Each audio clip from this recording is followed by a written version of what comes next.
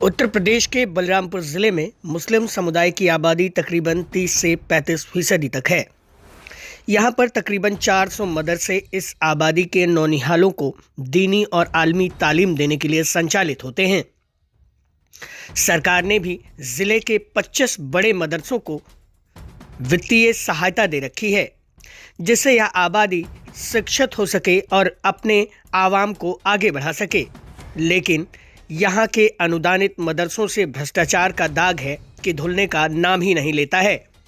चाहे वह फर्जी तौर पर शिक्षकों की भर्ती का मामला हो या मिड डे मील में मदरसा माफिया मोहम्मद अहमदुल कादरी के द्वारा उसके प्रबंधकीय तंत्र में आने वाले 3 मदरसों में 7 करोड़ से अधिक का घोटाला हो। इस कारण से जिले के अल्पसंख्यक कल्याण विभाग में सब कुछ ठीक होने की नौबत ही नहीं आ पाती है।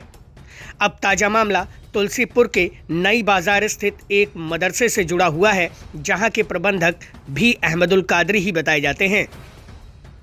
जिले के तुलसीपुर थाना क्षेत्र में स्थित मदरसा जामिया अनवारुल उलूम में मृतक आशित कोटे की नियुक्ति में हुए बड़े पैमाने पर भ्रष्टाचार व कूटरचना का पर्दाफाश हुआ है। एक शिक्षक के निधन के बाद रिक्त हुए पद पर उसके बेटे को नियमानुसार शिक्षक बनाने के बजाय मदरसे के जिम्मेदारों ने निजी लाभ और मनमानी के चलते उसे कनिष्ठ सहायक लिपिक बनाने का ठेका ले लिया। जब इस फर्जीवाड़े पर सवाल उठे तो आरोपियों ने मृतक के बेटे के फर्जी हस्ताक्षर से झूठा शपथ पत्र तैयार कराकर विभाग को गुमराह करने की कोशिश की। अब मामले में जिला अल्पसंख्यक कल्याण अधिकारी यशवंत मौर्य की तहरीर पर मदरसे के भ्रष्टाचार में शामिल प्रधानाचार्य, लिपिक व अन्य के खिलाफ गंभीर धाराओं में मुकदमा पंजीकृत किया गया है। जानिए पहले क्या है पूरा घटनाक्रम। एफआईआर में दिए गए तथ्यों के मुताबिक मदरसा जामिया अनवारुल उलूम के एक शिक्षक का निधन हो गया। उसके बाद उनके बेटे मोहम्मद हसन रजा की नियुक्ति होनी थी। नियमानुसार मृतक जिस पद पर था आशित को उसी स्तर की नियुक्ति मिलनी चाहिए थी, लेकिन आरोप है कि मदरसे में लिपिक अजीज अहमद और प्रधानाचार्य महराज अहमद ने प्रबंधन समिति के साथ मिलकर 25 मई 2020 को हसन रजा की नियुक्ति कनिष्ठ सहायक के पद पर कर दी। एफआईआर के तथ्यों का कहना है कि हसन रजा ने इसका विरोध किया और अपने पिता के रिक्त पद पर नियुक्ति की मांग की, लेकिन मदरसे के जिम्मेदारों ने उनकी एक न सुनी। हारकर हसन रजा ने उच्च अधिकारियों से गुहार लगाई, जिसके बाद उन्हें शिक्षक पद पर नियुक्ति तो मिली, लेकिन पुरानी गड़बड़ी को छिपाने के लिए आरोपियों ने एक नया खेल रच दिया। फोरेंसिक लैब ने खोली फर्जीवाड़े की पोल। जांच प्रक्रिया के दौरान मदरसे की पत्रावली में हसन रजा के नाम से 2 जुलाई 2020 को एक शपथ पत्र संलग्न मिला। इसमें लिखा था कि हसन रजा के पास शिक्षक बनने की योग्यता नहीं है।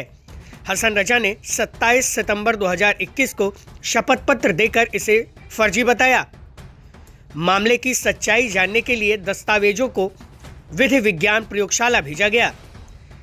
प्रयोगशाला की रिपोर्ट में पुष्टि हुई कि शपथ पत्र पर मौजूद हस्ताक्षर हसन रजा के नहीं हैं, बल्कि वे हस्ताक्षर जाली हैं। हाईकोर्ट की सख्ती और अधिकारियों में हड़कंप। सूत्रों से मिली जानकारी के मुताबिक इस मामले में नया मोड़ तब आया जब एक स्थानीय स्वयंसेवक ने नियुक्ति प्रक्रिया के खिलाफ हाईकोर्ट में दरवाजा खटखटाया। अदालत के सख्त रुख को देखते हुए शासन स्तर के अधिकारी हरकत में आए।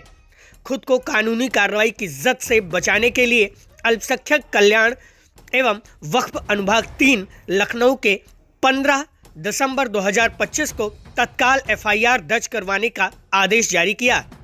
इसी क्रम में जिला अल्पसंख्यक कल्याण अधिकारी यशवंत मौर्य ने 16 दिसंबर 2025 को तुलसीपुर थाने में तहरीर दी, जिसके बाद उनका मुकदमा पंजीकृत किया गया।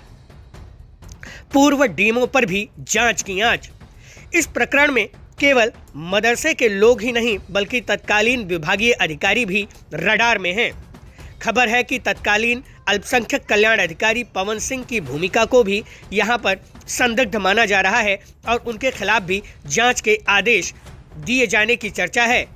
यह जांच इस बात पर केंद्रित होगी कि क्या नियुक्ति की अनियमितता में उनका भी कोई लेना देना था, मिली भगत था अथवा नहीं।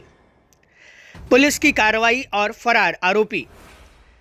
तुलसीपुर पुलिस ने तहरीर के आधार पर प्रधानाचार्य महराज अहमद, लिपिक अजीज अहमद और अन्य लोगों के खिलाफ भारतीय दंड संहिता की धारा 419 प्रतिरूपण, 420 धोखाधड़ी, 467 दस्तावेजों की कूटरचना, 468 छल के लिए कूटरचना और 471 फर्जी दस्तावेजों का असली रूप में प्रयोग करने के तहत मुकदमा अपराध संख्या 257/2025 पंजीकृत किया गया है।